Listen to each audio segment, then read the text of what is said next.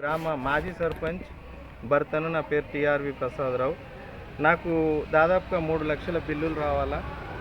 ఈ కొత్తగా ఎక్కినటువంటి నూతనంగా ఎక్కిన రాంబాబు సర్పంచ్ బిల్లులు పడ్డా కొద్ది బిల్లులు మా పేరు మీద పడ్డ బిల్లులు డ్రా చేసుకుంటున్నాడు. ఇగో నాకు ఇప్పుడు బిల్లులు ఇచ్చేసి నేను ఇవ్వను పో, ఏం చేసుకుంటావు చేసుకో అని నన్ను బయటకు పంపిస్తున్నాడు.